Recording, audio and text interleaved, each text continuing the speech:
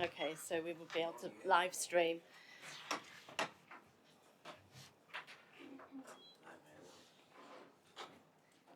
We're live, so good to go. Okay, good morning everybody. Happy New Year to everyone. I know it's a little bit of a long way away now, but first time I've seen you this year. So thank you everyone for joining us today at West Yorkshire Combined Authority, and I'd just like to say a very warm welcome to our Mayor, Tracy Braben, who's going to join us for question time today. And this is our first meeting this year, and what a great way it is to start. So if you're watching this meeting online and you'd like to access our agenda pack, then you can find all the reports on the website. So just pop on to West Yorkshire Combined Authority and just search for the Transport, Scrutiny and Infrastructure for today's date, and there you'll find the links to all the information we're going to be discussing today. And welcome. Okay, so let's begin. Apologies, Hannah. Thank you, Chair. So we've had apologies from Councillors Dodds, Thompson, Benton, Hames and Finnegan. Thank you. Thank you. And as Councillor Foster has suggested, it would be really good if we do have a reason why we can't attend these meetings, for us to find a suitable person to step in and sub for us. So, okay, so I'd just like to start with some introductions, because we've got some new people around the table today. So I'm Councillor Amanda Parsons-Hull, so I'm the Chair of Transport and Infrastructure Scrutiny, and I'll hand you over to my deputy, who is... Sorry. Councillor Andrew Pinnock, Kirklees. Hi, Councillor Anna Watson from Bradford. Councillor Caroline Firth, Bradford. Councillor Dot Foster, Calderdale. Councillor Harry McCarthy from Kirklees. Noel Collings, Head of Energy Environment at the West Yorkshire Combined Authority. Dave Haskins, it's not the same name it says there. I'm Interim Director of Transport Policy and Delivery, recently into the role. Tracy Braben, Mayor of West Yorkshire. Dave Pearson, Director of Transport Operations and Passenger Experience at the Combined Authority. Good morning everybody, my name's Rachel Jones and I'm the Interim Head of Transport Policy. I've just come into the role this week covering for Helen Ellerton, who I'm sure you all know well. Morning everyone, Councillor Kayleigh Brooks, Little London and Woodhouse Ward, which you sat in, Leeds City Council. Morning, excuse me, Councillor Jess Lennox, Leeds City Council. Good morning, Councillor Stan Bates from Wakefield. Morning, Councillor Ian Cuthbertson, City of York. Morning, Councillor Jackie Ferguson from Wakefield Council. Welcome everybody. Okay, let's move on to the next item, declaration of pecuniary interest. Do any members have any interest they would like to declare? No. And item number 3, exclusion of press and public. Do we have any items to be excluded? No. That's great, thank you, Hannah. Okay, item number 4, minutes of the last meeting held on the 17th of November. Are there any comments thereon? No? Great. We're moving through the agenda with ease. Sorry, do you need that to be accepted? Yes, sorry. I'm just I trying to push through. I move that they are Thank you, correct, Andrew. Since I chaired the meeting. Yes, thank you. Can I move that they are a correct record of the meeting? And can we have a seconder, please? Thank you, Councillor Firth. Can you make a note of that, Hannah? Thank you. Okay, moving on to item 5, Chair's comments and updates. There's only one thing that I would like to say. Firstly, thank you to Councillor Pinnock for stepping in when I've been away. So last year, when I became the first chair of female chair of West Yorkshire Transport, I asked if there was a scrutiny chairs forum where I could learn the ropes, basically, and learn from other people's good practice. So last October, I attended the first meeting of chairs of transport scrutiny for the combined authorities across the UK, it was great. It was a really useful meeting to hear how other committees are trailblazing their way into this world of transport scrutiny. It's a critical role that we're all playing right now. For the combined authorities, and if we can all learn from good practice and not recreate the wheel and do this as efficiently as possible, then that's fantastic.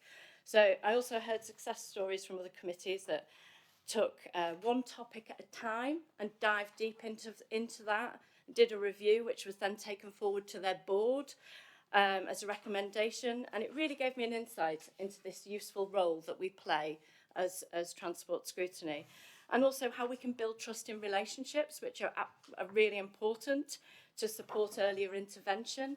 So yeah, I just wanted to share that's what I've been up to since I last saw you. Okay, if you could make a note of that, Hannah, thank you. Item number 6, Mayor's question time. So warm welcome to our Mayor, Tracy Broben. We really appreciate you coming to talk with us today and answer some of our questions. We've got a series of questions, and just to make it a little bit easier so we can all sort of stay on track, we split that into different topics. So, which are buses, rail, mass transit, net zero, decarbonisation, and active travel. Okay, so it feels like a bit like a game show now. Question 1. Okay, so we will be moving through each topic separately and dedicating about 15 to 20 minutes to each one. Okay, so let's begin.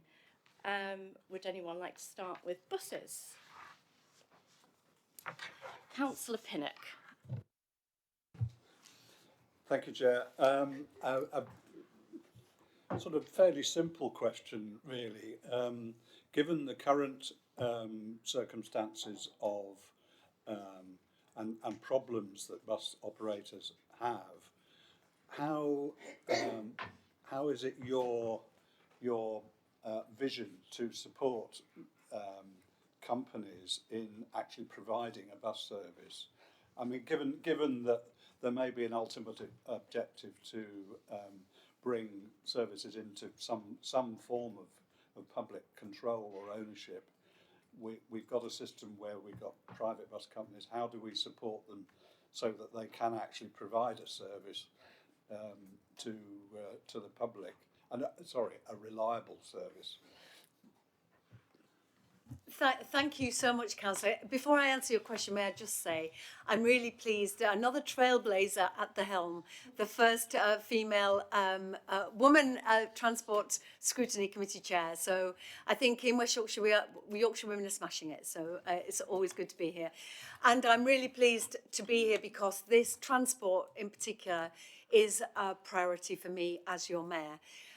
Coming into this role, I understood that the network is broken. It's the bus offer particularly doesn't serve us as it should. We were certainly uplifted by a Prime Minister and a government that said they wanted to deliver a London-style transport network across the whole of the UK. And that is something I was very excited about and I wanted to back. Specifically to your question about how we supported the bus companies as opposed to my vision of the network. I think we have gone the extra mile with the bus companies actually, and during COVID we supported them to the tune of tens of millions of pounds to keep those services going for key workers. When there were delays and ghost buses, and I was getting frustrated as a passenger myself that the service wasn't good enough. They said the response from bus companies was that it is driver shortage. So we ran quite uniquely. It was very innovative. A mayor and all of the operators' recruitment programme for 1,000 more bus drivers. I also worked with the bus companies to get them to be more future focused in their shift patterns. So they are now recruiting for part-time bus drivers, which means that we might get more women behind the wheel, which is good. They then said, well, it's all about the training, the backlog of training. So in our unique position with responsibility for the adult education budget, but some money for skills, we set up a training programme for bus drivers to try and help them get more drivers behind the wheel. But fundamentally, it isn't working because it's run for profit. And those routes in Cleckheaton, you know, as the Member of Parliament for Batley and Spen, I am vividly aware of the poor connectivity even between Heppendyke and Cleckheaton, let alone Batley and Cleckheaton. And we need to invest profit back into the routes. So I'm really pleased that the bus service improvement plan money, 70 million of that was allocated to us. A big chunk of it went on reducing fares because I did think they were too expensive, and also in a cost of living crisis, and to get more people on buses we needed a cheaper bus fare. So the £2 fare, the 450 day saver, was actually implemented in September, long before others and long before the government's 3-month offer of £2 fares. And the subsequent part of that funding will go on routes. So I undertook one of the widest consultations we have with the Tell Tracy about buses, with the public. Tell us where you want your bus, what the problem is about your bus, how can we, with our transformative plan, make life easier for you. We were hearing as well that people didn't feel safe on the bus, so we developed an app, a safety tool that you could tell us where you didn't feel safe, and we could have interventions around that. So if it was a huge tree by your bus stop that made you feel it was too dark and you felt unsafe, or a particular route, we've been able to factor that into the Mayor's Big Bus Chat outcomes. And I am pleased that today we've heard that the Levelling Up Fund in West Yorkshire, we've got 41+ million to invest in bus infrastructure. So we'll be spending that money on, well, maybe we'll get to that, what we're going to be spending the money on. But what I've been doing, I hope you would see from my quite detailed response, that I have been working hand in glove with the operators to try and get a better service, because I wasn't going to sit on an ideological hill, wait for franchising and let the bus service continue to deteriorate. That's why we went for the enhanced partnership, in order to get some money unlocked to try and make it better now. But we have seen, even when I bring the mayors together to ensure that we get an extension of the bus recovery grant, to get government on side, we get that extra 6-month funding, and still bus companies cut routes. This was the deal. I said, I will bat for you, I will get you more money, I will bring the power of the mayors, and across England we represent 22 million people. We will get government to listen, but you've got to stop cutting routes. They're a business. They're not in my control. They can do what they want, and unfortunately, when they withdraw a route, we then go out to procurement to, find a new bus company. It's a very constrained market. What we can't have is bus companies withdrawing and then us, the public, paying them again to reinstate that route. So it is a difficult landscape, but I hope you will see that I've done everything in my power to support bus companies to make it better. Thank you, Chair. Thank you. And thank you for that very comprehensive explanation. I think very often we only hear one side of the story, so it's really useful to hear the full picture. Does that answer your question, Councillor Pennant? I waive my right to have a supplementary, so other people can thank you. Can get in. Yes, it's quite a helpful answer. Thank you. Okay, next is Councillor Brooks. Thank you. Your response actually leads me on to my question quite neatly, because my question is, what's the time frame for bringing buses back into public ownership? As we know, that was one of your main election pledges, and it was also one of the main reasons that Leeds City Council supported the devolution deal that was offered to us. So, thank you. Yes, thank you. And I know that's Leeds, it's really important for Leeds. Well, of course, the whole of West Yorkshire. The timescale is convoluted and long, drawn-out process, which is frustrating. And we've written to government to try and shorten this process. We started the work from week 1 almost of my mayoralty. We will be at the decision-making point just before May 2024, which is when I'm up for election as well.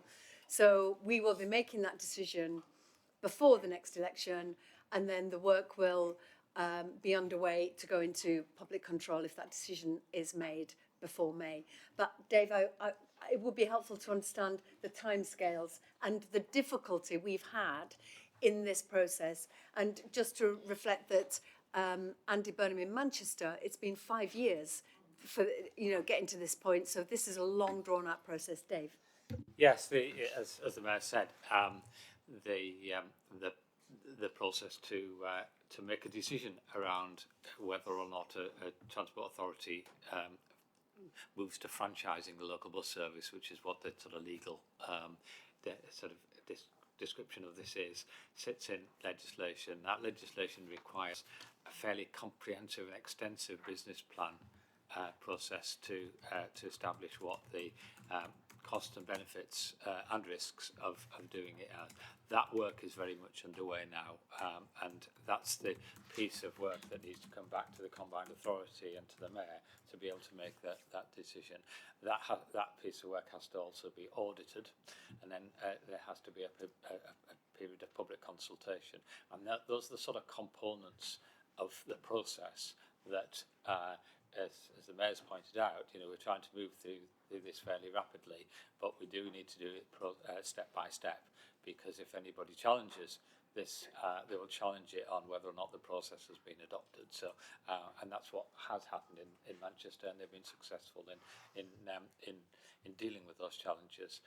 So that's why it is quite a frustrating. I fully understand that timescale, but it is actually a very prescribed timescale. And as the Mayor said, it has been suggested to government that some compressing of that timescale should happen, because I think as the Mayor's just pointed out, and I think as in Councillor Pinnock's sort of sits behind Councillor Pinnock's question, is that the system is actually really under pressure now in terms of the deregulated system isn't working. I think that's quite clear. I think even bus operator people will probably add a bit to that as well. If I may just say, Chair, just additionally, that also we've not been sat on our hands either, waiting for this process. We may be in the next 2 years in a different political space with a different government, and so we've been making the case to colleagues in the Shadow Cabinet that this process is too long.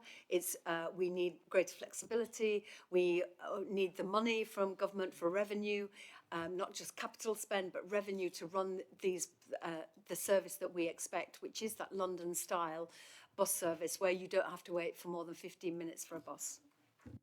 Thank you. Next we've got Councillor Foster. Thank you. Hello, Tracy.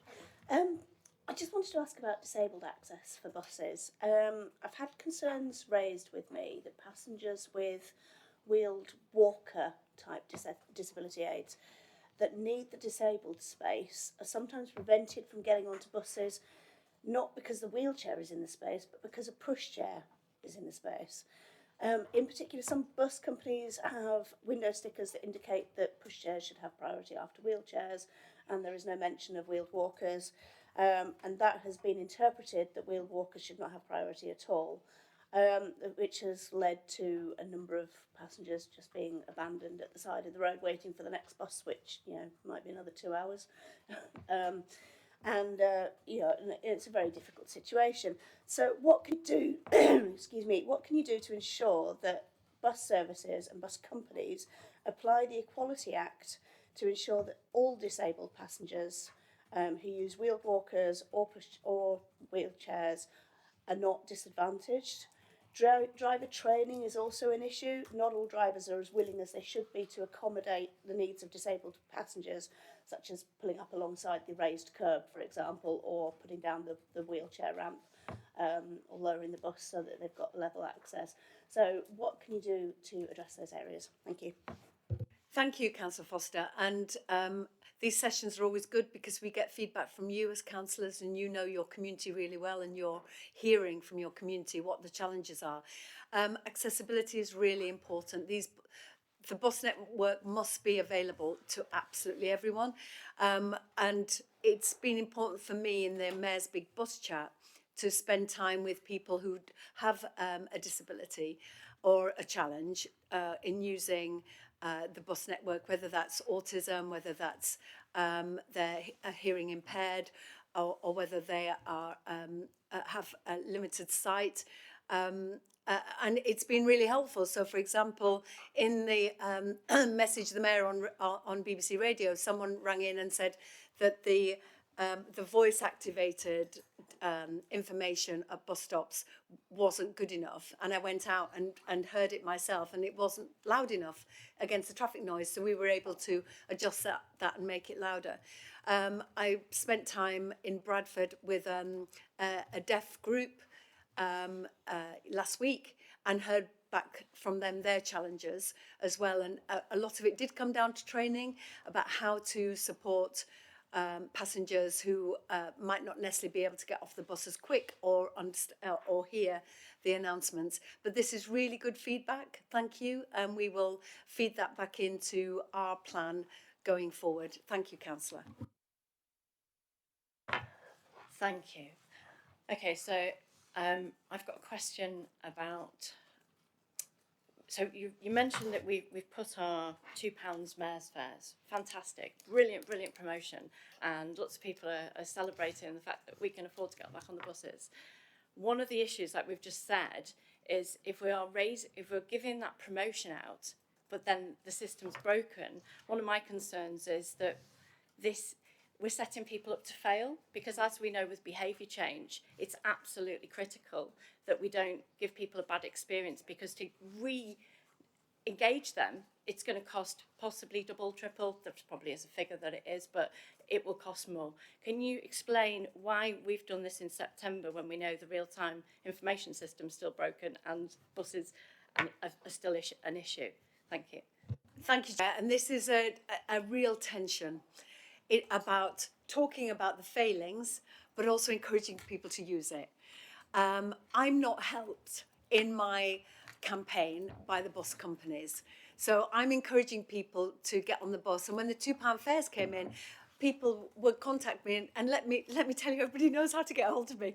Well, the £2 fare is good enough and it's great, but there's no bus, and what a waste, and what's the point, and I'm back in my car. So I'm trying to get people back on the bus. One uplifting piece of data is that we are back at 80% pre-COVID levels. But the mayor's fares has pushed that number up to, we're making that correlation to 84%, and we're at 100% pre-COVID numbers for young people. The only group I think that is still lagging behind is the concession fares. So they are people that maybe have got out of the habit because of COVID of using the bus. But you're absolutely right. And it didn't help that the bus companies then used the mayor's fares to put up the £1.80 fare to £2. So then there was confusion.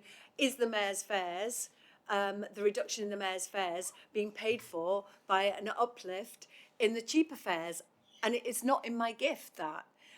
What is in my gift is we are paying bus companies to keep their fares at a cap of £2, but they then decide to put their lower fares up. So it is a comms nightmare saying, we want everybody on the bus, and these are the challenges. That's why I'm determined to keep working with the bus companies to get a better service, to keep on their case. That we need you to perform. We need you to keep these bus routes. I have regular meetings with the bus operators, and honestly, the WICA staff as well are really deep in the weeds about which routes can't be cut, which are really important. But Dave, I don't know if you want to mention the campaigns that we're running in the next few months. My challenge is to get people who've never used a bus to use a bus, rather than people who are already using buses. And also, you said that the real-time display is broken. I don't see it like that, so maybe you'd like to comment on that. Yeah, I think firstly, I think as the mayor said, and as Councillor Parsons also said, we launched the cheaper fare initiative, the mayor's fares initiative in September.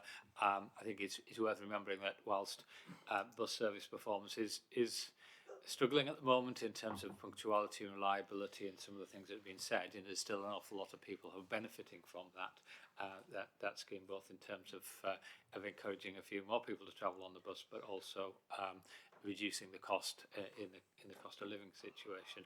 But I think what we've done is really we've told the people who travel by bus the fares are cheaper. I think we now need to move, as Mayor said, into some behavioural change campaigns that encourage people to switch to more sustainable methods of travel, including bus, and we'll sort of focus on the sort of benefits in terms of the journey, in terms of the way in which people's sort of lifestyle can enhanced. And one of the things we are trying to do is sort of be much more focused on the sort of people that are persuadable to travel by bus or by other sustainable means, so that we start looking at appealing to the people that might be ready to switch. And obviously price and certainty around price is important in that sense. It was mentioned about the real-time information system, and hopefully you as members all got a note from us earlier in the week relative to the discussion we had several months ago in this committee around that scheme. I'd probably challenge a little bit to the sort of concept that it's broken. It is generally it is working in terms of it's tracking buses, it's telling customers what time the buses arrive on the street. There are a couple of reasons why it delivers some inaccurate results sometimes. There is no simple one fix to that. Some of it is making sure the system is giving accurate predictions. Some of it is actually making sure that the bus operators are keeping it live with the information they're doing, and they're making decisions on a real-time basis as well in terms of services and altering and sometimes cancelling services. Unfortunately, it's important that those cancelled services are recorded in the system, so that people don't get results from the system that actually tell them the bus is arriving when it actually has gone off service. So lots of things we're doing to make it more reliable, but it is still a very useful function in terms of telling people how long it's going to be before the bus arrives at their stop. So hopefully that gives you some reassurance that the discussion we had in this committee a couple of months ago, we've taken forward into a number of different actions, and those actions sit with the combined authority, they sit with the bus operators as well, and also part of the wider debate we have with council highways teams as well, because a lot of this is about buses being delayed in traffic, and how can we address that side of things as well. If I may, Chair, as well, just say to Dave's point about traffic, we know that in the centre of Leeds there is a fair bit of mayhem with roadworks because of the closure of City Square. And just for people to have patience, it is going to be amazing when it's done, and it's chiming with Leeds 2023. It's going to be really impressive, and having just recently had a visit to Birmingham as chair of the M10, I had a visit with Andy Street. Their bull ring is so phenomenal, it's so impressive. It's like the most extraordinary European city with performances and people just eating lunch, sitting out, enjoying the public realm. And I think, you know, we will enjoy it when it's actually finished. And also just to remind everybody that we have a role in funding bus lanes and bus priorities to increase that reliability, and we're doing that at speed, at pace, not just in Leeds but across the region. That's great, thank you. Okay, I'm just aware of time. Has anyone got any more questions on buses? I'll take a last question on buses. Thank you.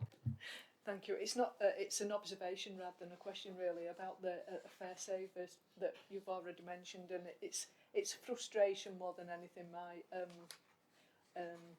bus company around my ward promptly put their fares up, all the cheaper fares up to £2. The young mums with kids in pushchairs found it, you know, much more expensive to get a bus into town to do their basic shopping than to actually two of them club together and get a taxi. So the bus companies are, you know, cutting the nose off to spite the face, because for the sake of raising the fares 20, 30 pence or whatever, they've lost the entire people that would travel on them. So, you know, just venting my frustration, I suppose.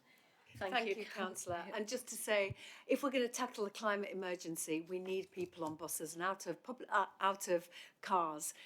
This is not the way to do it, and I share your frustration. Absolutely, thank you. Okay, let's move on now to rail, especially with the services that have been cancelled and strikes and all sorts. So who would like to begin? Councillor Firth. Being from Bradford, I'd just like to ask about NPR. A station in Bradford would unlock at least 30 billion for Bradford and the wider region over a decade. Boris Johnson said no, Liz Truss said yes, Rishi Sunak again said no. Has the door closed on West Yorkshire in terms of this issue, or have we still got hope? I'm always glass half full. I believe that Bradford's time is now, and certainly with Bradford City of Culture 2025, I know there are active live debates with government ministers about making sure that there are connections to London. But that's not what we want necessarily. We want that new station, that through station, as the 5th biggest region in the UK. And it doesn't have a through station. It just makes no sense. And I know you have ambitions in Bradford that I share. I think the hope is there because Labour have committed to NPR in full, and I'll be holding them to account. And your statistic should be recorded. It will unlock £30 billion worth of investment in Bradford and the wider region. How can we disregard this if we're talking about growth or levelling up? It's a no-brainer. So it's deeply frustrating that that was watered down, and then the TransPennine upgrade was then called NPR.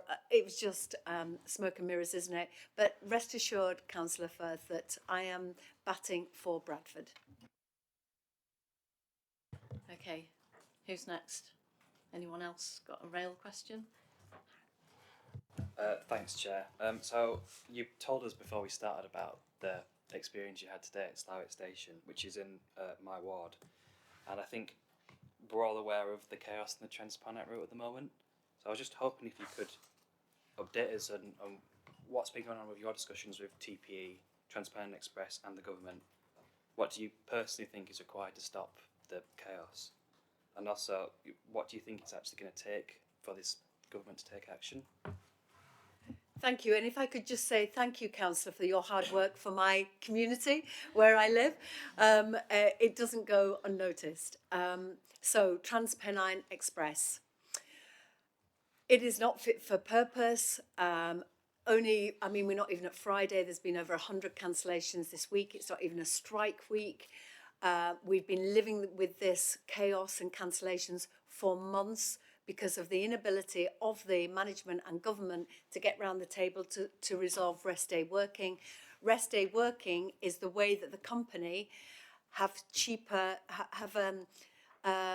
fewer drivers who work longer hours. So it's cheaper for them, so they don't pay sick pay, they don't have people on roster, so they rely on the goodwill of drivers to work overtime. That goodwill has collapsed because of poor industrial relations. So now they're in a position where they're having to recruit at scale. I have regular meetings, as you can imagine, with TransPennine. I think it's the gift that keeps on giving in some way, because I'm a commuter. I absolutely experience it on a daily basis, how trains are cancelled 10 o'clock at night, or they're in the schedule at night and then they're cancelled in the morning, or on the platform. And the thing with our route, with Leeds to Manchester, is there is no choice.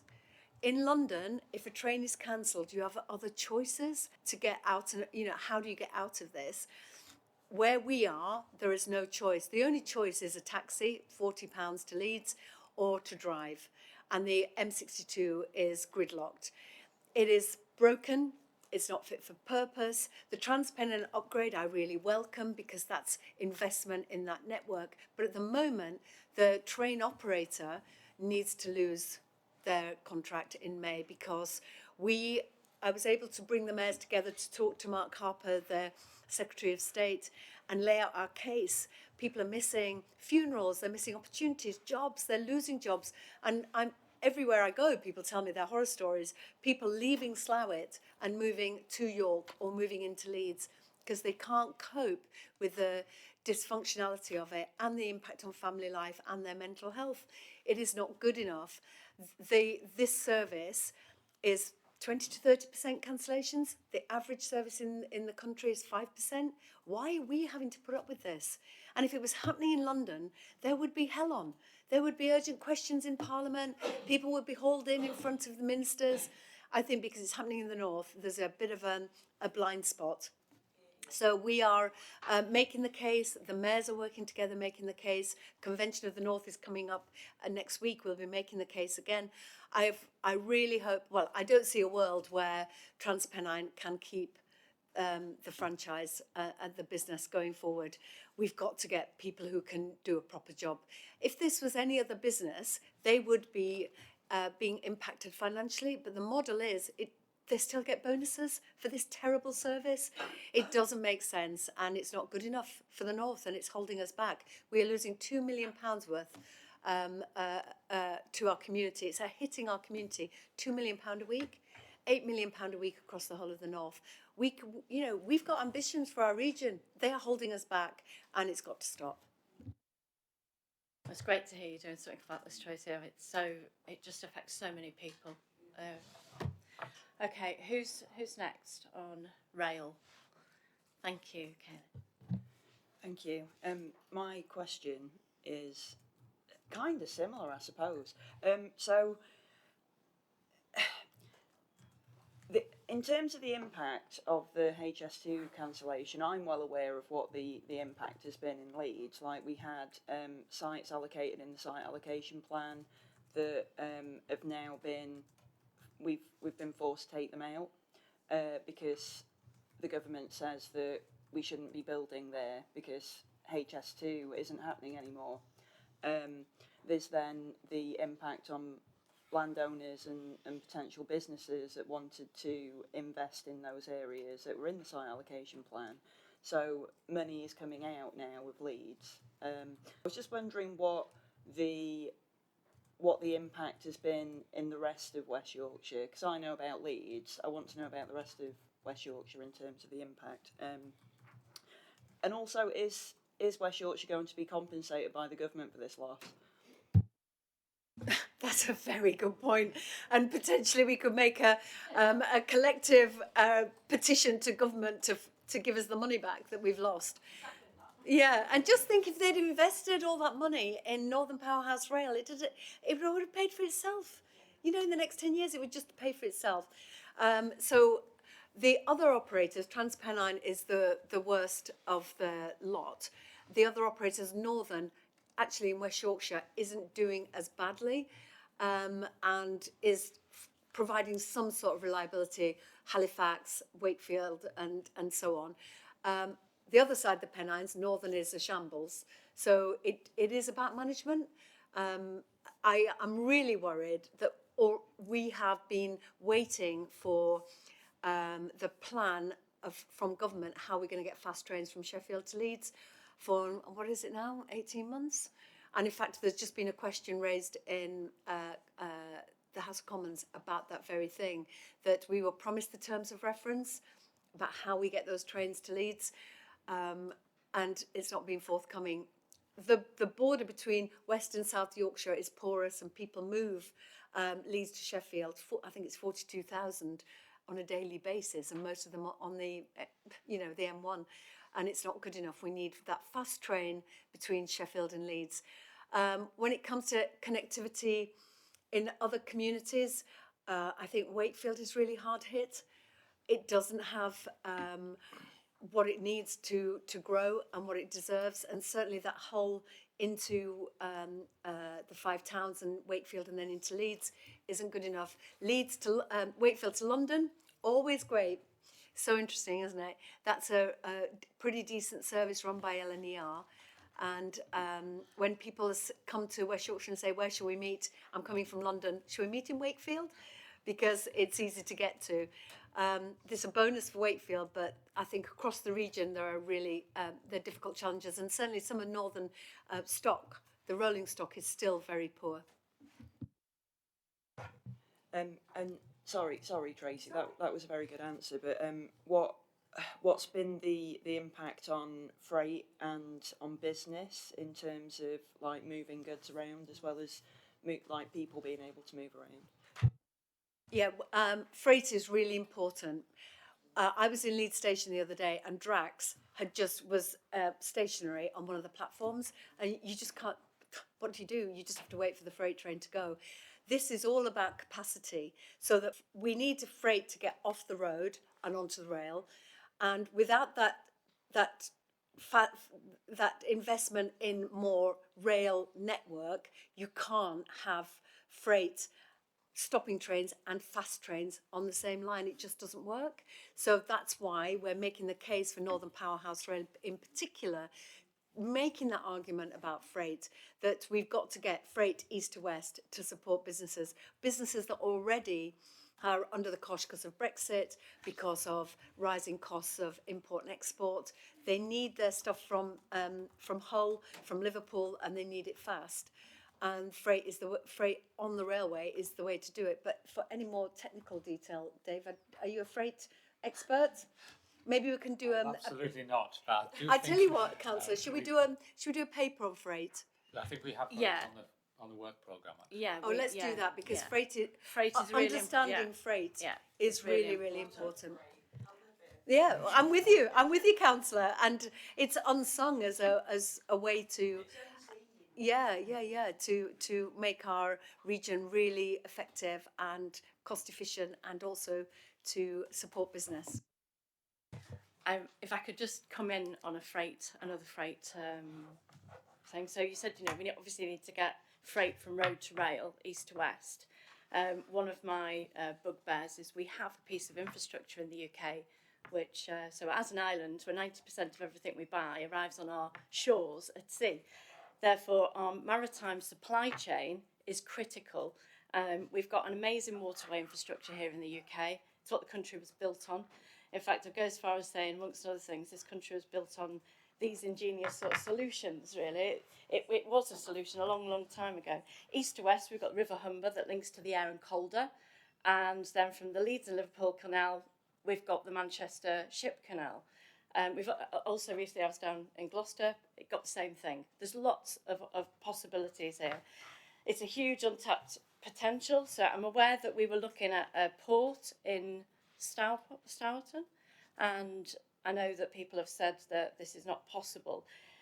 Was this considered purely on a commercial basis, or, because obviously we could have electric boats as well. So currently this system is only used by one vessel, Exol. So Councillor Kim Groves did tell me when she handed this chair position over to me, she informed me the potential that we could actually take off 4,200 HGVs off the M62 corridor. So can I ask, as this commercial waterway already exists, as it already exists, why are we considering this a potential solution? I know it wasn't on the agenda, but it just fitted in nicely. Thank you. Thank you, Councillor. I know you're a real advocate for the water network, waterways. And just to reassure you that people are thinking about this, I was on a trip to a waste-to-heat plant called Infinium, and they had a meeting with Arab and talking about exactly that, how we use the waterways to move waste and also heat around. So it is something that is being discussed, but with regard to the port, I'll defer to Dave. I'll just come in briefly on the Sturton Port issue. This is a project that came forward from, I think it's Canals and River Trust. About 5 years ago, we held a call for projects because we had some capacity to over-program in our programmes, and we wanted to bring in some wider projects because this is pre-City Region Sustainable Transport Settlement and Transforming Cities Fund. So we wanted to update our programmes with some opportunistic projects that were coming through. At the time, they were proposing what they called an inland port, which would do exactly the kind of things you were talking about taking the tonnage of freight off the motorways, bring them inland.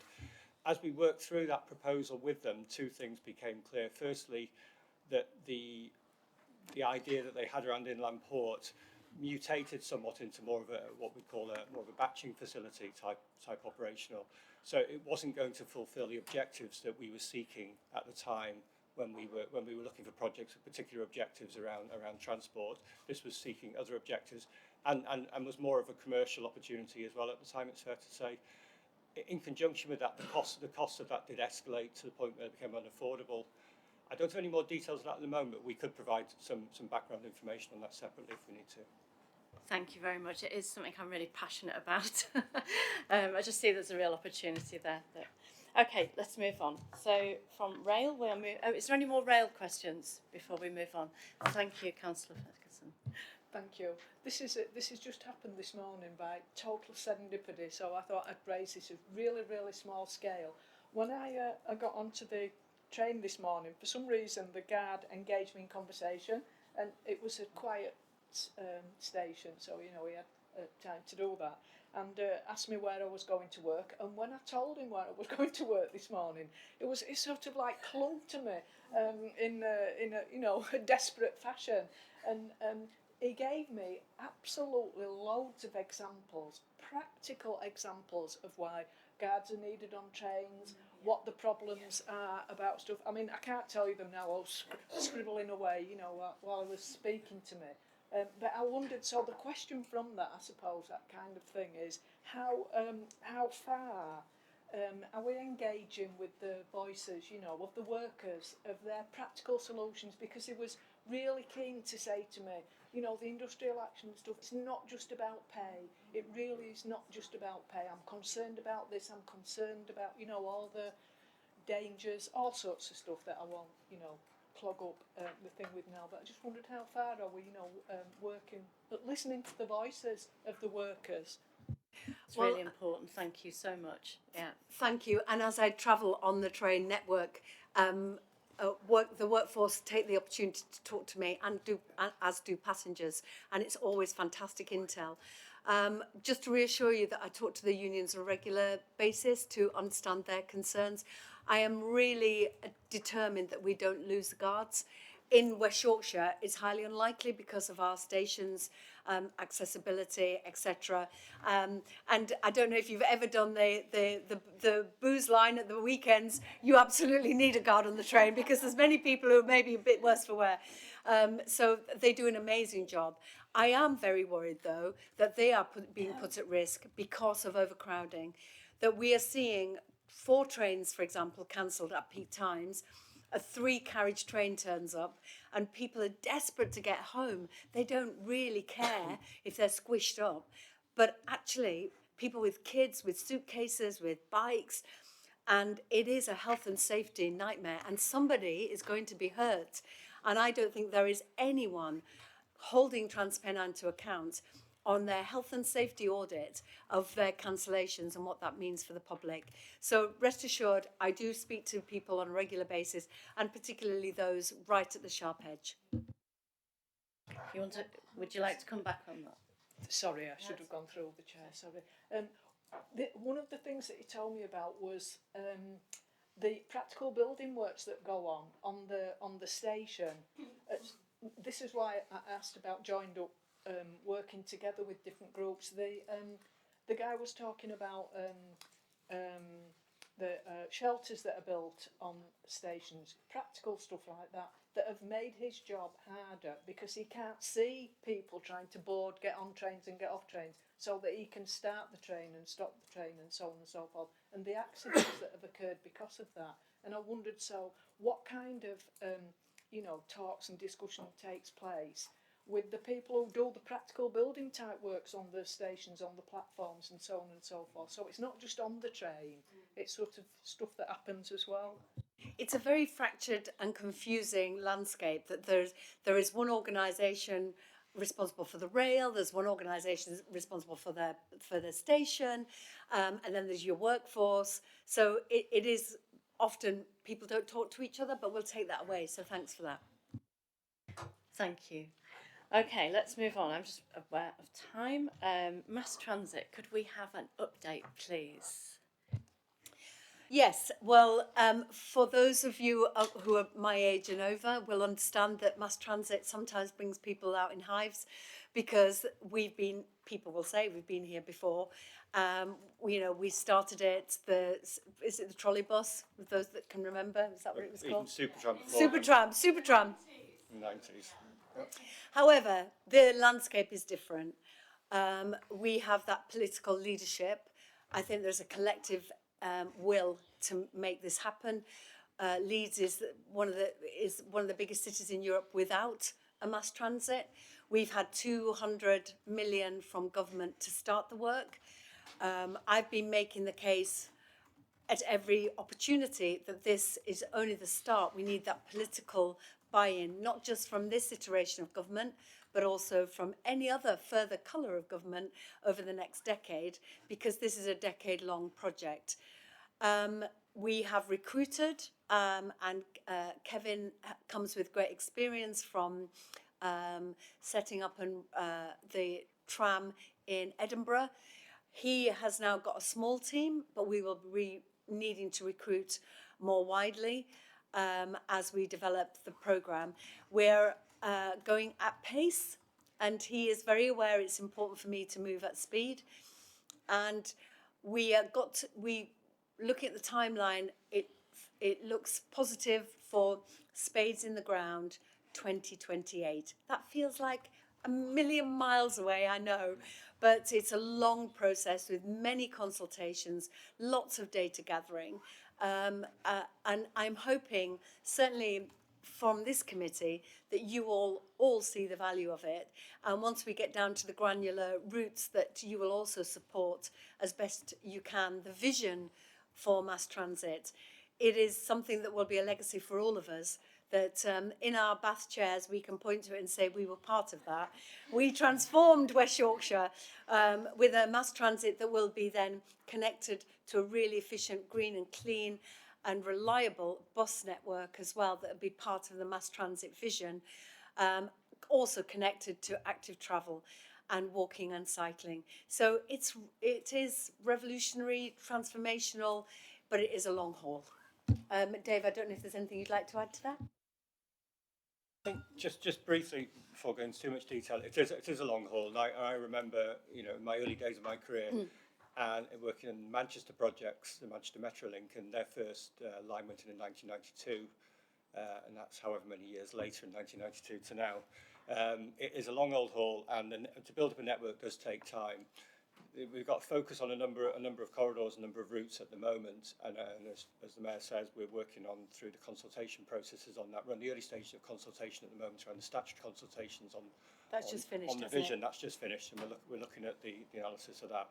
But we are hoping to move later in the year. We hope into more consultation around routes and corridors, and that's bringing things forward and makes it more real. Looking at engineering issues as well. It's important we focus on the right corridors first. It won't. I don't think it will be a big bang. I mean, Manchester used to talk about a big bang, but it's still a series of routes that go forward. But we need to get this right this time. And I think what she says about the bus network is absolutely critical as well. The integration with the bus network is really, really key here. And if I may just quickly add that for me, this is also about an opportunity to connect communities that have no connections.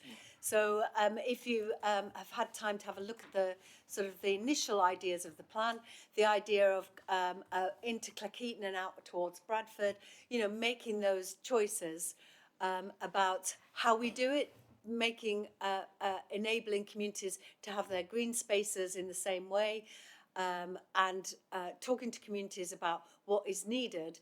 I think the Mayor's Big Bus Chat has also proved where there are cold spots across our community and where mass transit might be able to connect those communities. And just to let you know, just for information, that the outline business case model is expected to be developed by winter 2023, spring 2024. So we are on it, and the landmark, the sort of landing spots, hopefully we're going to hit and get to that, like I say, spades in the ground. Exciting times ahead. Okay, Councillor Foster and then Councillor Pinnock. My question was more about rail, if I'm allowed to No, hark back to that, or we've maybe come moved to it at the end of on. this If time? we've got time, can we come back to it? Is that okay? Councillor Pinnock. Thank you, Chair. Yes, now the problem with West Yorkshire is that unlike Greater Manchester, it hasn't got a lot of spare old railway lines by comparison. Greater Manchester's got a wonderful network of both in use and out of use railway lines. Here, lines may possibly have to be built from scratch, which of course makes it a lot more expensive. And so we run into the issue of, do you have greenways? In other words, railway lines that have been turned into paths, and well, they're promissory paths usually. Or do you have a heavy rail of one sort or another? So a conflict could arise, and you will know exactly what I'm talking about. I don't want to really bring in local things, but it could cause quite an issue. I am very much in favour of mass transit because West Yorkshire needs it. It never had anything like the rail network that other places had. So it's all got to be built, and somebody has got to find oodles and oodles of money to survey new routes for this. But we also want pedestrian routes, pedestrian and cycle routes. If there was somebody from Sustrans here, I'm sure they would be having something to say about this. But I'd just like to know how you deal with this conundrum of possibly disappointing one group of people to placate another group. Absolutely, there is a massive tension there. And the Spen Valley Greenway is a fantastic facility for the community, but it won't be on its own. That there will be other examples across West Yorkshire that are the challenge to bring community with you. It is a £2 billion project. And that's why we've been working with the Infrastructure Bank, who are, have come up to Leeds. And also there are big companies who want to be part of this as well. So it's a brilliant investable proposition, which there aren't many across West Yorkshire, where we could go out to international investors and say, patient capital, you give us your patient capital and we will all reap the rewards going forward. But as Councillor Lewis sometimes says, who's the leader of Leeds City Council, he's never met anybody that says, can you put it back to how it was when infrastructure projects have been done and completed. So I think there will be it's inevitable. There will be those different groups that have different priorities. But rest assured, I do believe that cycling and walking is of value in communities. So we will do our very best to please as many people as possible and also deliver that transformational plan. Does that answer your question, Councillor Pinnock? For now. For now. Now, yes, but I mean, one of the things that you notice in some other European countries is how different forms of transport are put next to each other. So you get roads and railways together, and cycle paths and so on. Now, have we got enough space to be able to do that? I'll leave that. I don't necessarily want an answer to that, but it is just an idea. Thank you. Well, I'm very excited that next week, I think it's next week, we are opening one of the first bridleways that we've invested in. That's correct, isn't it? New Bridleway, with Martin Clunes, who seems to be apparently the chair of the Bridleway Association. So who knew? But there are many forms of transport, just to your point. Dave, did you want to come in for an additional point? Just from the point of that, I mean, the Mayor referenced sort of timescales that are lengthy in the process, and there's a real reason why they're lengthy. It's as opposed to doing a bus priority corridor, for instance, where you can get a really tricky bit and just say, let's ignore it. And I'm being very broad in what I say here. When mass transit, you've got to tackle it all. It's got to be a whole corridor. And the work we're doing relates to a range of corridors for different end-to-end places. And we'll be looking at the pros and cons of those, of which there'll be many pros and many cons for some of them. and within that we'll be looking at the environmental impacts of that in very detailed way. Not just because we want to, but because not just because we have to, but because we want to is probably the best way of describing it. It's essential for us to have something that's politically acceptable and is acceptable to members of the public. And it's got to be something that's got to find its way through what will potentially be a public inquiry again, as we've had before. So these things need to be tied down, they need to be worked through, and we are doing a lot of work in those areas at the moment. It certainly is part of a bigger picture now, and a different framework that we're all living in, or different landscape we're living in to the 90s when it first came about. So it's absolutely critical as part of the bigger picture. Okay, has anyone got any other questions on mass transit? Councillor Firth. Yes, as someone who grew up in South Yorkshire and as a frequenter of the Supertram, this excites me a lot. I think you've just touched on it a bit, Dave, there, but you talked about legacy, Tracy, and my concern would be, I just want assurance that we're taking Scope 3 emissions on board when we're constructing mass transit, and that we're using as many, less carbon intensive construction methods as possible.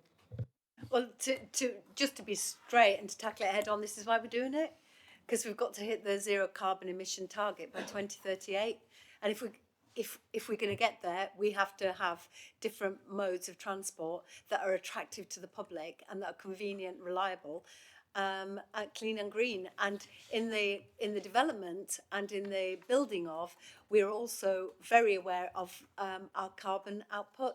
But Dave, you want to come in on that, on the technical? Come in a little bit on that. I mean, it's very much on our mind around this side of things.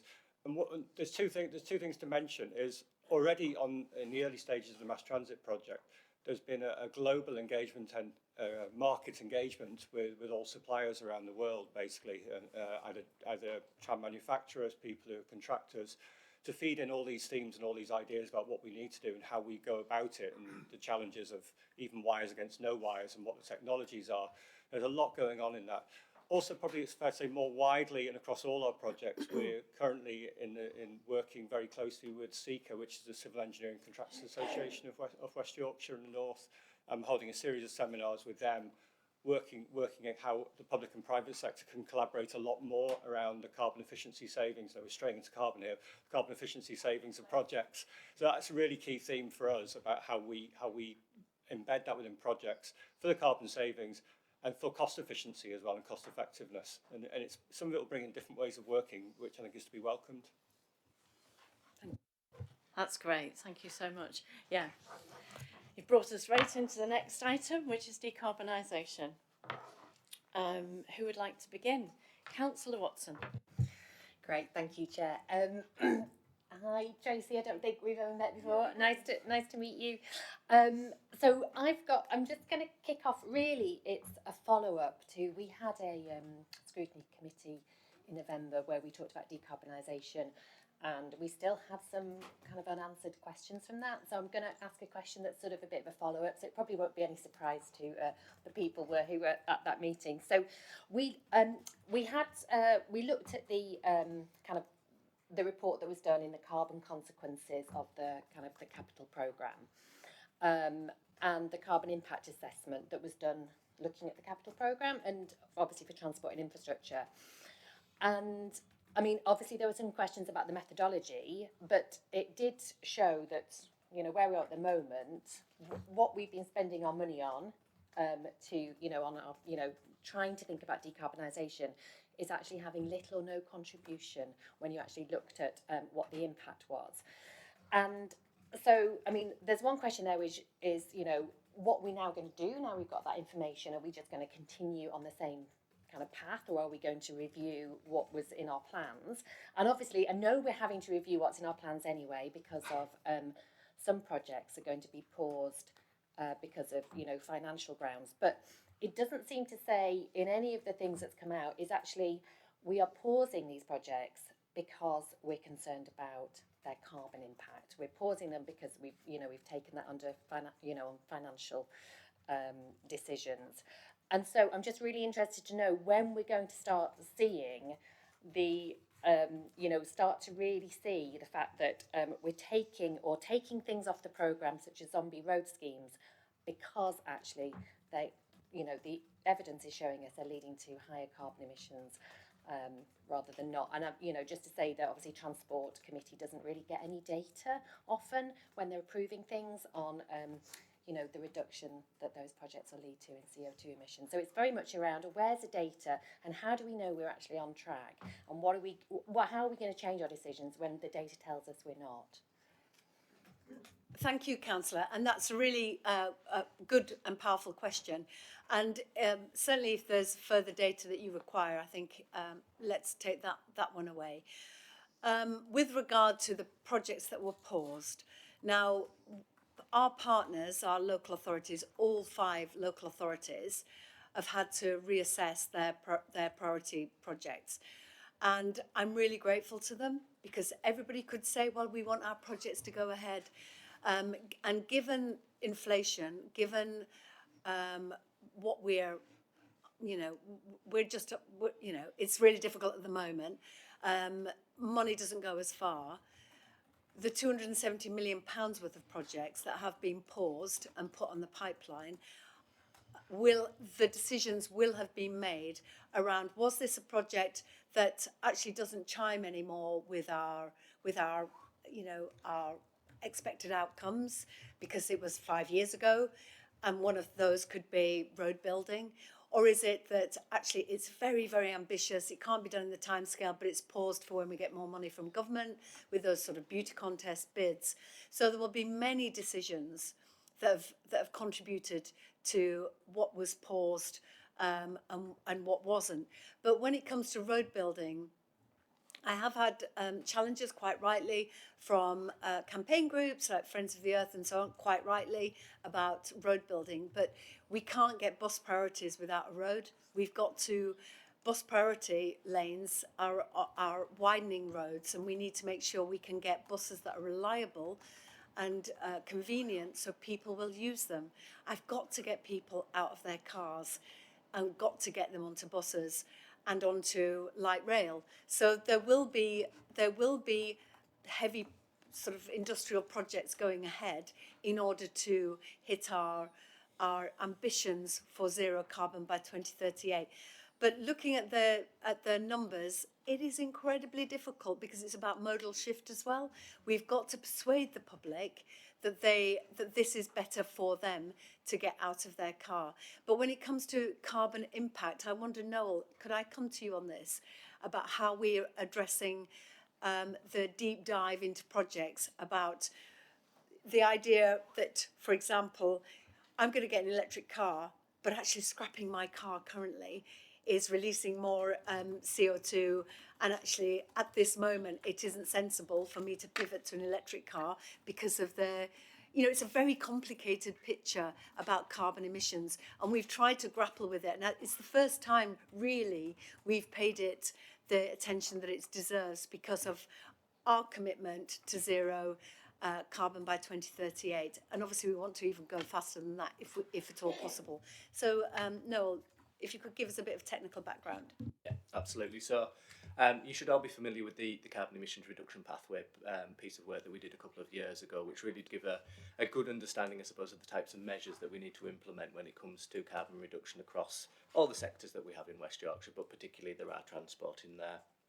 Gives a really good kind of overview of the types of things that we need to be really considering. So it does range from that change to electric vehicles or hydrogen vehicles if we're going to go to that route, through to more difficult kind of activities or interventions that we want to do, and so demand management measures potentially, go through into, you know, how do we get the rail system to, and that modal shift that kind of Tracy's talking about there being implemented. So that does give us a good basis to kind of form our ideas and thoughts around what needs to happen next in terms of the decarbonisation journey within West Yorkshire.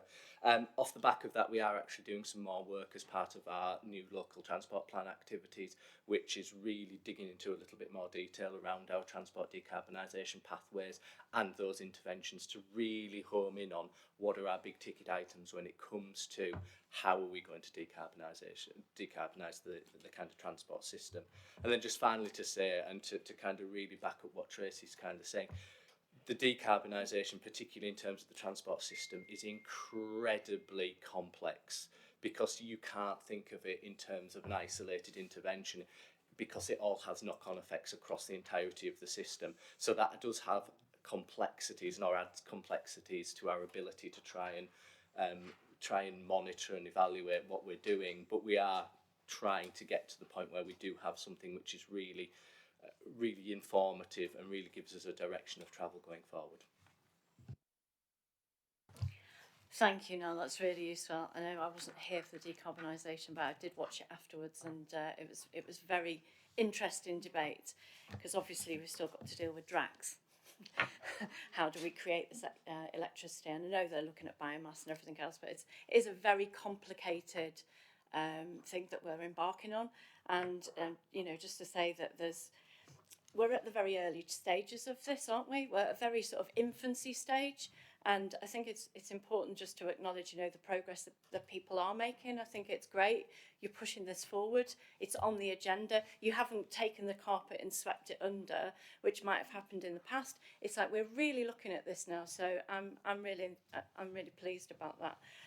Can I just follow up on yes, one point? Please. Right. Sorry, Noel, thank you for coming in on that. I just want to sort of get clarity. So the report that we had last time that was submitted to us was really unclear, and I just want to sort of get clarity on this. If the carbon impact assessments are now actually being used on whether to approve or reject schemes.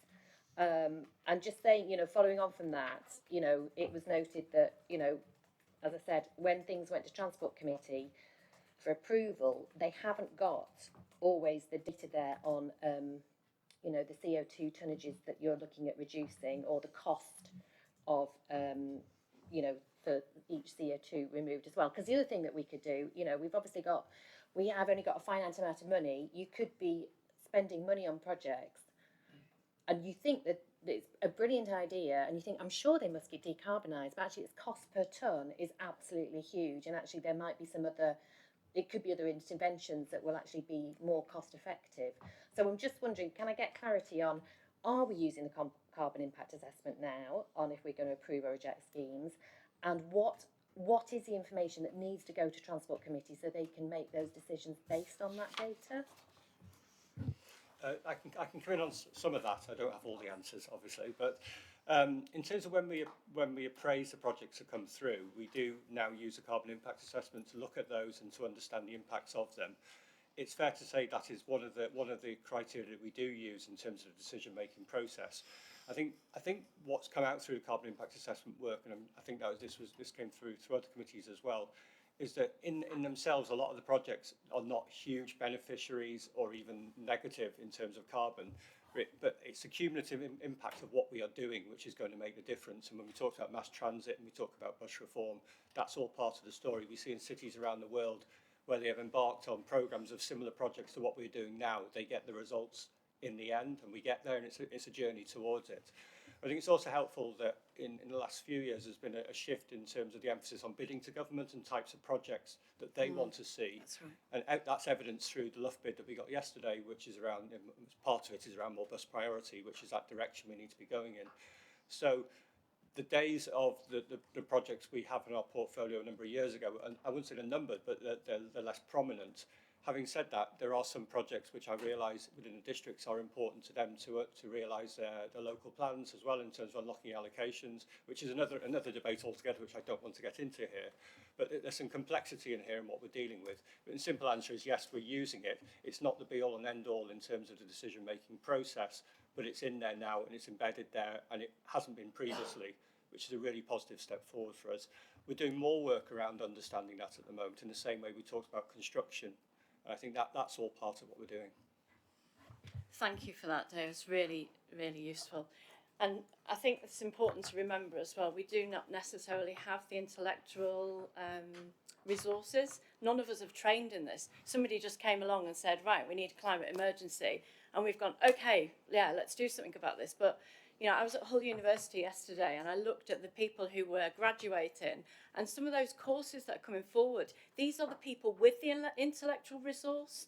So, you know, I mean, I'm aware that Andy Burnham, obviously the Mayor for Greater Manchester, they worked with a climate consultant, oh gosh, what's her name? Louise Matrix 7s, I think it was, and they literally they took a consultant in, somebody who's up there with that knowledge base. So we need to work together, don't we? And we need to be fast in this process. Has anyone got any other question? I'm just aware of time. We've still got active travel, and we've got to do the work programme. So I'd like to leave some time. If I may just say, Chair, we've got some very clever people in the West Yorkshire Combined Authority who know lots about the climate emergency. Just to say, we don't always have to go out to consultation. No, I agree. Councillor Firth.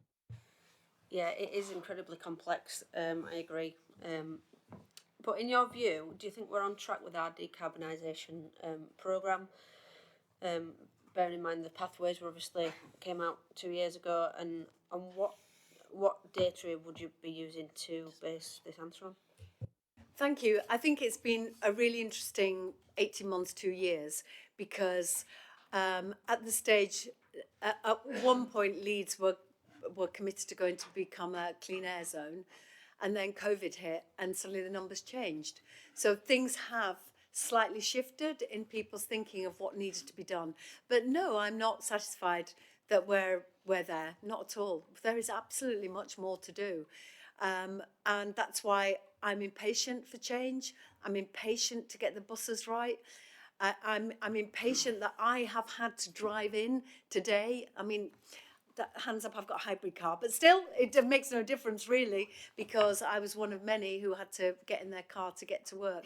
So we can absolutely do more, and it's bringing our partners on board, and that's why I am pleased that some of our interventions have succeeded. So the Green Jobs Task Force, the 1,000 green jobs for young people, we're already over 1,000 jobs pledged halfway through my term, and that we can go further. Supporting businesses to look at interventions on greening their processes. We've got tens of millions of pounds going out to businesses to do that work, so that they not only lower their emissions, but they also save money on their energy bills. Tens of millions going into retrofit. We know that housing, and particularly we have very drafty, poor quality housing in West Yorkshire.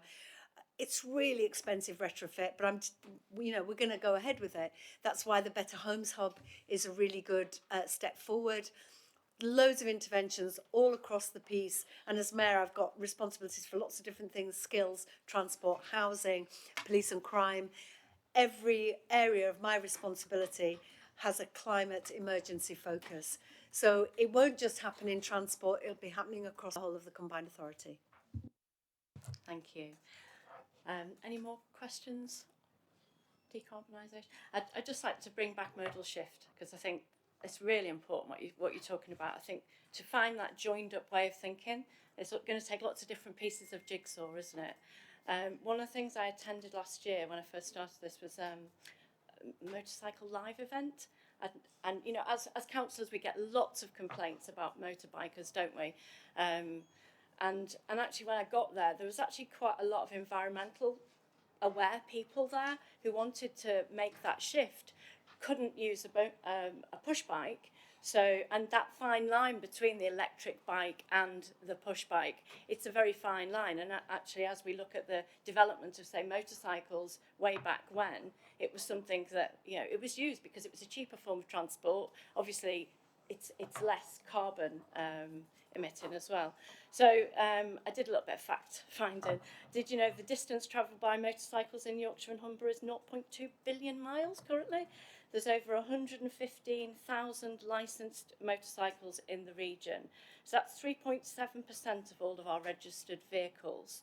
I've since researched and discovered that the Lerwin report from 2011, which was done in Belgium, obviously it's a piece of research from a long time ago, but it shows that 10% modal shift would reduce from cars to motorbikes, would actually reduce congestion for all road users by 40%. That's huge. And I know I've had this conversation with quite a few. I've quoted this to lots of people. I had no idea. I'm not a biker. I had no idea that this was a thing. But actually, in other parts of the world, they're doing this. So apparently, people who ride motorcycles as well arrive less stressed. because they can overtake people. It makes them feel good. There's an active travel part of it as well, apparently. Who knew? It's because you need your core to be able to stay upright and to do all of that stuff. So there's a lot going on here, you know, and I just sort of think we're missing a trick. If we're not including that marginalised community, we are missing a trick. So I'm almost sort of thinking, yeah, you know, maybe I do need, if I'm going to sit here and say these things, maybe I need to have a go myself and sort of think, okay, it's something that we need to be looking at. So if we can do 10%, who's in? Do you fancy doing that with me, Tracy? Absolutely, absolutely. I think across West Yorkshire we have quite low, relatively, car ownership, but I also think that is also relates to low incomes. So somebody who needs to get to work might get a motorbike because it's cheaper than getting a car. Also, just to say about electric push bikes, I'm really pleased that the 2 million that we've invested in Leeds City bikes. I was at a briefing this week, and it's really moving at a pace. And we're going to have electric bikes, scooters, hopefully at some point, but also accessible options across the whole of Leeds, the university and the station and the hospital and so on. And then hopefully we can roll it out across the whole of West Yorkshire, because electric bikes are the only way we're going to get around our region, that's for sure, because of our hills. That's great news. So it's all to play for. Okay, let's move on. It brings us nicely into active travel. Councillor Lennox.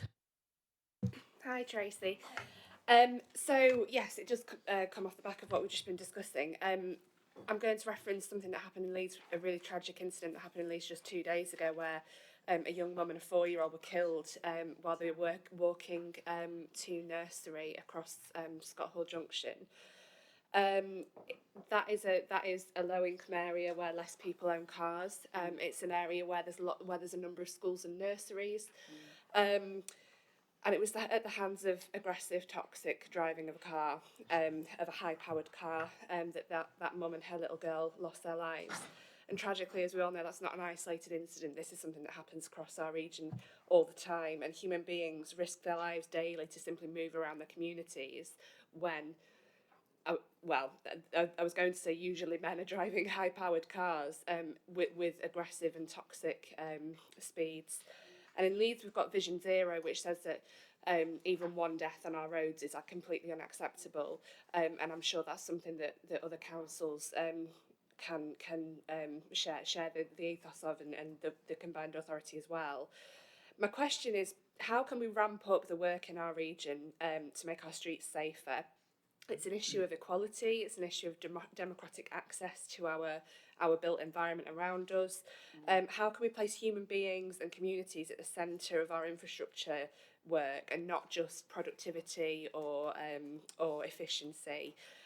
We see very toxic opposition to work that we try and do about low traffic neighbourhoods, about active travel routes, about connected communities, and I think it is rooted in toxicity, and it's rooted in culture wars, and I think we need to do everything that we can as a combined authority to oppose that toxicity in the work that we do in our for our neighbourhoods and our communities, when we're working on them being more connected, more green, people being able to travel around them. How can we really up our resolve about that, and work to make sure that children, families have the priority, have the access, and have the safety that they deserve when they're just moving around their communities? Thank you. Thank you. And firstly, can I just express my condolences to that family? That must be so tragic. They left the house going to nursery, and that they won't be seen again, and just awful. And also, unfortunately, there are too many. And as the MP for Batley and Spen, I spent far too many hours in people's front rooms talking to families who'd lost loved ones because of accidents on the roads. I only a couple of weeks ago launched a walk to school and nursery programme, £55,000 with Walking Streets, I think they're called, a national organisation, and we're going to be rolling that out and encouraging families of nursery-aged children to walk to school, But then that also is an obligation. If I'm saying, please walk to school, then trying to make sure that those roads are safe for them to do so is really important. Vision Zero is across West Yorkshire. It hasn't been as effective as it could have been over the last couple of years. I've tasked my Deputy Mayor, Alison Lowe, with chairing the board nationally to put us in a front-footed position. And Alison could potentially come and talk to you in more detail about Vision Zero. And I think we're in a really good place now. We are collectively working together across the region to make a difference. The police are with us. They are working closely with us with their community safety partnership, which we fund some of their work. But it's incredibly important to be safe in your community and to be able to move around your community without fear. And I don't know if anybody saw that video of the zebra crossing in Bradford. The intervention there is critical, and there needs to be a change there at speed, because it's pedestrians, it's cyclists, it's drivers, it's that I rule the road mentality and get out of my way. I think we need a more compassionate public realm, and I do really chime with what you're saying. But Rachel, maybe would you like to come in on that? Thank you. Thank you very much, Mayor. Yeah, just to sort of add to what the Mayor was saying, you know, we have delivered quite a lot already through various funding programmes under this agenda, and there's a lot more in development. You know, we've delivered 33 kilometres of segregated cycleway across West Yorkshire through a variety of funding sources, and 45 kilometres of upgraded towpaths by, you know, the canals that we've got across the region. We have also delivered 1.3 kilometres of greenway. And then we've got 3 active travel neighbourhoods that have been delivered, and we've got another 2 that we're working on that we've got funding for at the moment. And just picking up on the comment about you know, the school streets, you know, there's been 37 delivered, and then through Active Travel Fund 3, we've got another 20 that are in development at the moment. And then going forwards, we've just had announced a further round of active travel funding from ATE, Active Travel Fund 4. So we're obviously working closely with district partners and officers to look at the schemes that we're going to put forward for that, for a share of a national pot of money, you know, that we hope we'll be able to secure quite a sort of solid chunk to continue with the work we've been doing on active travel. Thank you, Rachel. Does that answer your question? Yeah, it does. I just think, I know I mean, this is one work stream with the whole West Yorkshire, transport is one work stream of the West Yorkshire Combined Authority, and we've split it further down into 5. I know there's so much going on, but it really is a case of, yeah, people's access to their communities. It's a democratic issue, I feel. So I'm glad to hear that everything will be pushing ahead. Thank you. Thank you. Yeah, I think it's really interesting what you're saying about low traffic neighbourhoods. There's one that is proposed in North Halifax. I know very little detail about it, apart from the fact that somebody rang work yesterday to complain about it, and that, you know, the drawings aren't even complete. Never mind spades in the ground. It's just, you know, it's incredibly frustrating that we're still in a position that the car rules the road. People don't appear to have actually appreciated that the highway code has changed to put pedestrians at the top of the list. The amount of times, you know, you try and cross a road and somebody turns into that road or turns out of that road and doesn't let you cross, you know, that's actually against the rules now. You know, the highway code has changed to reflect that pedestrians should be at the forefront, and they're still not, and it's incredibly frustrating. But that isn't my question. My question is linked to it's linked to sort of all sorts of things really, but we've got a number of significant road developments within Calderdale, and I'm particularly thinking about the A69 project. And what I want to know is what can be done to ensure that cyclists are protected during those improvement works. At the moment, the only concession made to protect cyclists in the middle of the total chaos that is the A629. I mean, you know, don't even go there at rush hour. It's just not worth it. It really isn't. But the only concession made to protect cyclists within that works is a sign, only at one end that I've seen, saying, "Please don't overtake cyclists within the route, within the works." And that's it. There is no safe route. And we currently have a fairly abysmal bus service on that route as well, which means that increased car use is almost inevitable because, you know, you don't want to take your life in your hands and maybe not arrive at work at all. And equally, you don't want to spend sort of 3 hours waiting for a bus. So, yeah, I'd love to know what more can be done to ensure that in future cyclists and pedestrians are taken into account when we're planning these works so that there is a safe route maintained at all times that doesn't involve a measly sign saying please don't overtake them, which nobody takes any notice of. I absolutely agree with you. And driving up there, some of the cyclists, you think you've got your life in your hands there. So Dave, do you want to just fill us in on that one? I'll come in very briefly. I don't know the absolute specifics around this, Councillor Foster, I'm afraid. But I do know it's Calderdale who are delivering, as a council, who are delivering this project, and we're working with them in terms of that. I'll take that away and I'll have a word about what we can do. I think you're right. It's a mixed bag in terms of our projects and what we're seeing, the scope, well, what the contractors are doing in terms of making the site safe enough for all highway and all road users. We've all experienced issues around roadworks where we've got to walk around them or cross the road, but we don't want to see any fatalities here. We've got to have a level which there may be an acceptance as a diversion involved, but we need to get the signage right here. I'll get onto that one quickly. Also, when it comes to cycling, I really am more interested in cycle lanes that have a raised divide, because so you feel completely protected rather than just paint, because people park on cycle routes and when there's paint, you know, wagons come far too close to you. So I think that defined ridge is really helpful. Thank you. This is the last question, because I'm aware of time. Councillor Watson. Thank you, Chair. I'm just thinking about how kind of behaviours get embedded with active travel, and some of the evidence is that the time to do that is with some new development as well. And if that gets embedded at that point, so there've been some great schemes in Canada where everybody moved into some new block of flats and they all got given maps and everything to use and where all of the electric bike points were, and you had a very, very different sort of way of those new people that had moved into a neighbourhood starting to move around. So I'm just sort of asking, how are you able to use your powers and influence to make sure that all new development that is coming forward in West Yorkshire for communities, new community developments coming forward, housing developments, are really embedding active travel first, rather than the classic thing about, oh, this is car-centric development, it's all about connection to roads, rather than how do we embed active travel when we get those new neighbourhoods being built?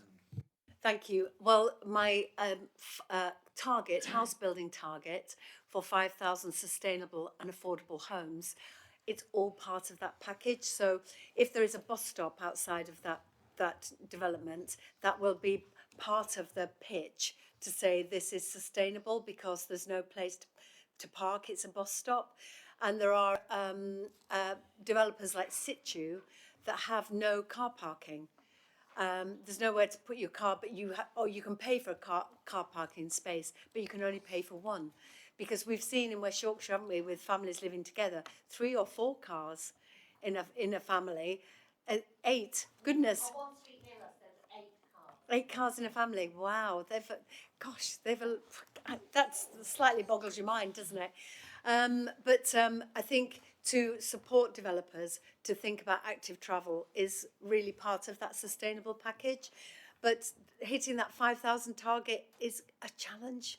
And one of the things that keeps me awake at night, because of the pandemic, because of inflation, making sure that those sustainable active travel interventions aren't junked, because it's suddenly become more costly to do this house building project, to keep our voice really loud in the ear of developers. And it might be of interest to know that UK Reef, which is about a little bit like MIPIN, came last year to Leeds, 4,000 developers. They're coming again this year, and we are, as host, leading a lot of the discussions and the roundtables and sustainability, active travel, all of those things that we've discussed today are very much priority items on agendas. So we're not going to let people off the hook either when it comes to not just domestic but big developments. And you'll see more cranes than you've ever seen before in Leeds. The development is off the scale. But talking to developers about how they do it with the climate emergency in mind. I don't know if, Rachel, you've got any further thoughts about that? No, I haven't. Thank you very much, Mayor. Okay, lovely. Thank you so much for giving us your time today, Tracy. Thank you. And dedicating this important time to Scrutiny. Obviously, we're here as a critical friend, you know, so please don't take anything personally, or it's definitely not personal. You know, we're here to support what your vision is. So, yeah, so if I can just thank all our officers as well for all your hard work and all the reports that you do in the background. It really is appreciated. And bring that information to us so we can look at it. We'll take these answers and we'll have a think, have a time to consume some of that. And once again, yeah, thanks again for coming. Okay, so we're going to move on now to our next item. Feel free to leave. Okay. And can I just say thank you very much for your really insightful questions. You are absolutely the critical friend. I can't do this on my own. You know your communities. You can feed back to me what people's priorities are that I may have missed. So thank you very much for everything that you do for your community. Cheers, and see you next time. Thank you. Okay, members, so we're going to move on now to item number 7, which is our work programme. So I'm aware that I wasn't here last time for us to look at this, but there's some subjects that we've obviously that have come to the agenda, come onto the table that we really need to have a look at. We do only have 4 meetings in a year, and I'm in agreement with you guys. Probably needs to be more than that, but it's quite hard to get people to commit more time. So what we could do in the background is to have that deeper dive, you know, to say split off into smaller groups. And, you know, obviously it's a new committee, so we never have done this before, but let's look and see what we can do. So one of those deeper dives could be decarbonisation. There's definitely more to look at there. Can I just have a sort of raise of hands? Hannah, if you could just make a note. Who would be interested in doing a decarbonisation deeper dive? It would be online, okay? So nobody has to travel to Leeds. Okay, so that's 1, 2, 3, 4, 5, 6, 7. It's definitely something that we need to look at. You know, transport's a major part of this. So, Sorry, Chair. If it's any help at all, the way that we do the scrutiny in Leeds is we do have sort of working groups in between the main meetings. They're not decision making meetings. We make you're doing recommendations. Calderdale as well, yeah. But we do have to do them in person, as I'm sure you do as well, in order to make the recommendations. But what we do have the working group set up, like, and we meet quite regularly just to, as you say, have a deep dive. So don't feel bad about taking that approach, because I'd hope that everyone is used to working in that way. Thank you for that, Ken. Yeah, no, and it's important that once we've done that deeper dive in the smaller groups, that we feed back to this committee, which is where it's going to be heard live. Sorry, Chair. Just to, it's not smaller groups. It's everyone is invited to that working group outside of the main meetings, and then everyone knows where we are with it. Well, everyone can be invited. What I'm saying is I'm not pressurising anybody to come to more than 4 meetings, because I don't want that to be a barrier to being on a scrutiny committee for a combined authority. So I'm just giving people, everybody will get the invitation. What I'm saying is you don't have to come. Okay, so decarbonisation is one of them. Have you got the names of people? Yeah, great, okay. And the second one would be the real-time information system. So we're still looking at. Would anybody like to look at that?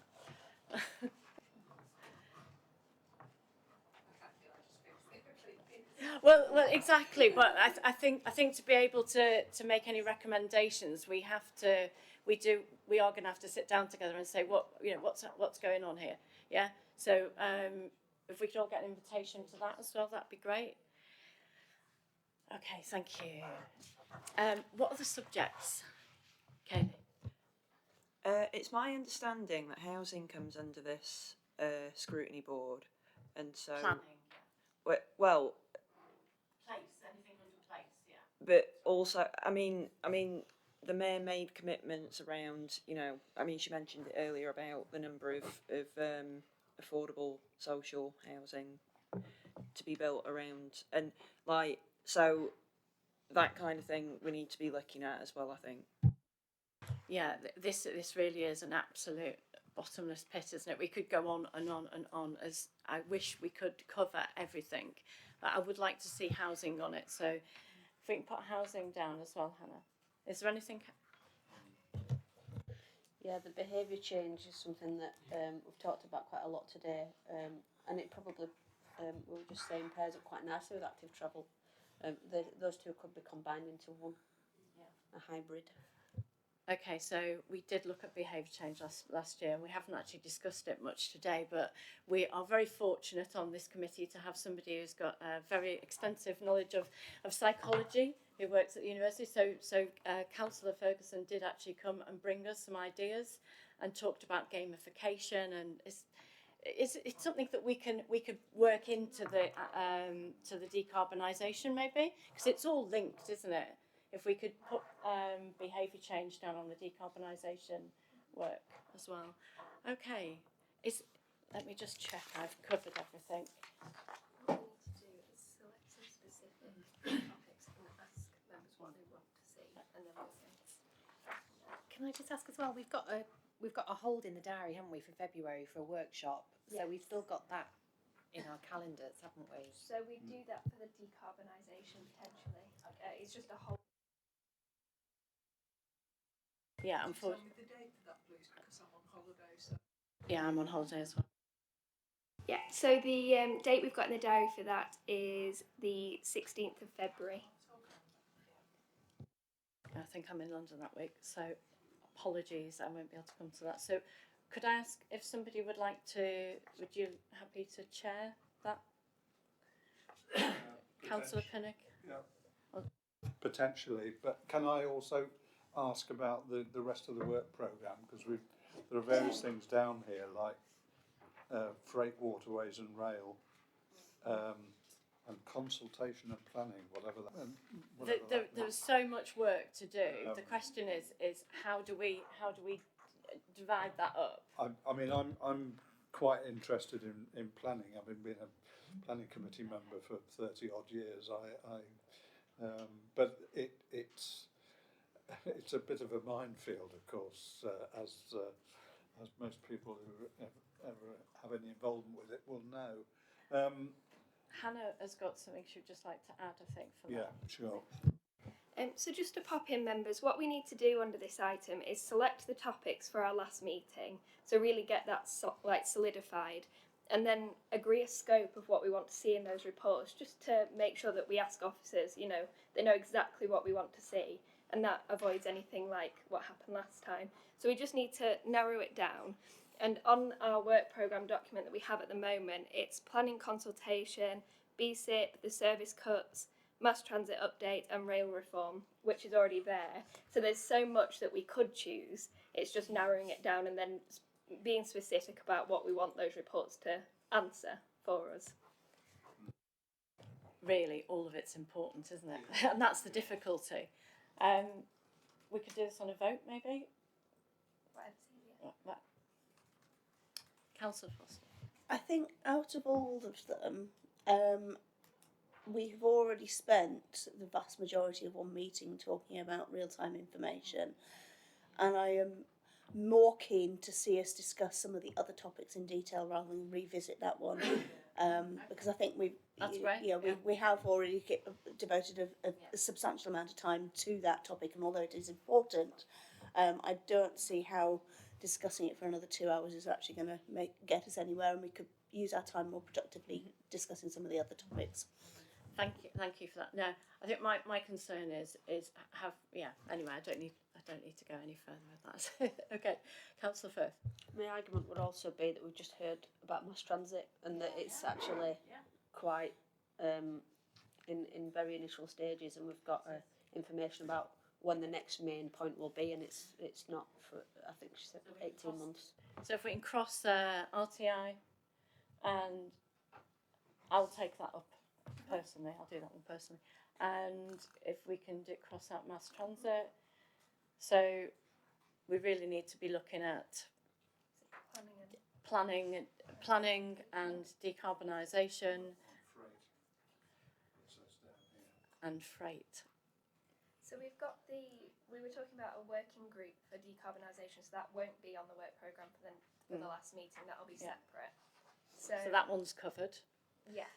So we're looking at planning and consultation for the next meeting, for the next in-public meeting. Can I just check, is everyone happy with that? I am very interested in that, and I would just like to know where the boundaries are as far as this committee is concerned, because it could expand to more than fill the space that's available. I was just going to say, last year it was decided to bring planning into this committee to link between transport and planning. Yes. That was why it was brought here. But what we've done is we've inherited the place, if you're ever sat on place committee, which covers everything from woodlands, pathways, everything. So you're right, Andrew, it's huge. Kaylee. Is housing included in planning? It is. I am pro looking at planning. Okay, can raise your hands for planning if you want to see something on the agenda for planning. Okay, that's great.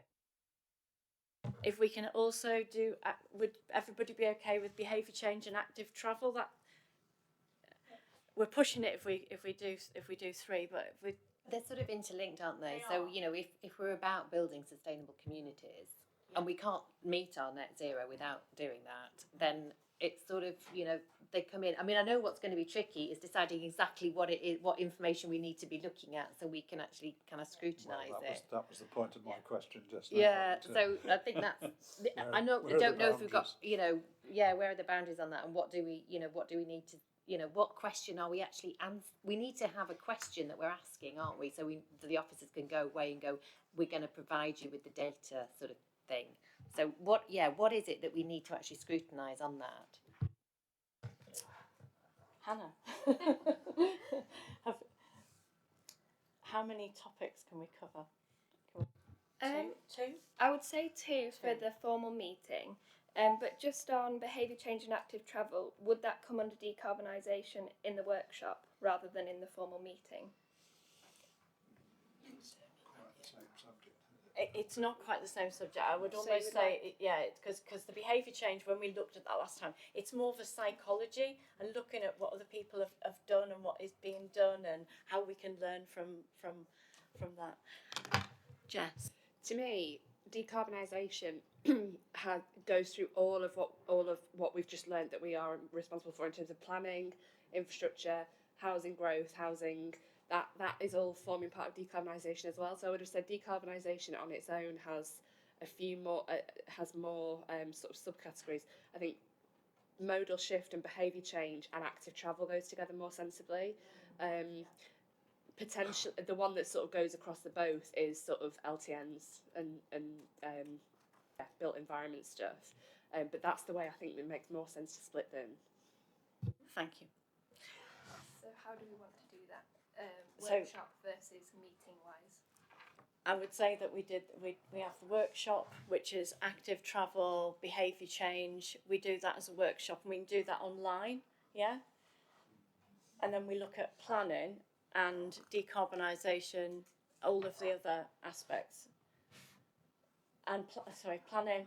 Sorry, that's not right. Planning. Yeah, I think that what Jess was saying is we can't have it completely separate. Planning and decarbonisation are in there as well. So it's not, it's like decarbonisation is part of planning as well. But it's not the whole picture, obviously. Right. Can I request that we hear from comms as part of the behaviour change?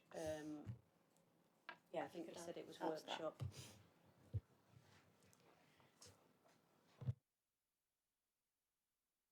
Right. Kaylee. Will Peter Carlill be present for the active travel stuff? Because I know that that's what he does. We can invite him, can't we? We can invite him. That would be helpful Yeah. because like sometimes I feel sorry for WICA officers because sometimes you have to answer political questions and I feel like that's putting you in a difficult situation sometimes.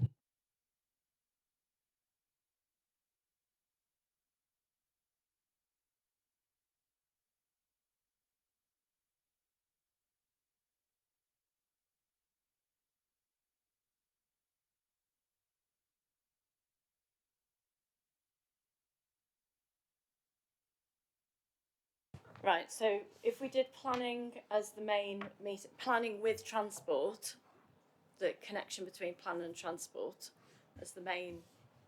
Did you want to bring the consultation into that element? Because that's quite critical as part of the planning. It was in the agenda suggesting the I'm just thinking in terms of who we bring along. We want to make sure we've got the right people who can talk about the right topics here for you. Give the answers. What does the consultation bit mean in that? How we consult, who we consult? It's effectively, are we doing it in the right way? Are we being inclusive enough in the way we go about it? That's how we do consultation, basically. Yeah.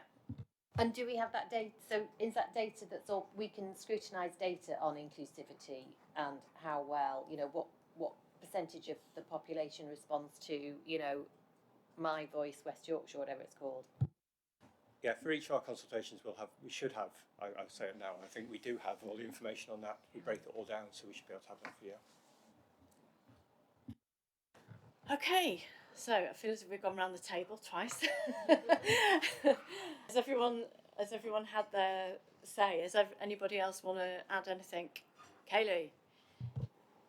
Just so that housing doesn't get lost amongst all of it, I would like to know specifically how we're going with the building out of the house, the affordable housing. How many affordable houses we've got in each area? And also any sort of future projections needed for meeting the needs of, I guess, like lower income families and people like. And where that need is, like, is there anything being done to map that to meet the needs? That's great, thank you. Okay, so thank you so much, everybody. It's been really insightful, some good comments, and we'll see you next time. Sorry we're a few minutes late. Have a safe journey home.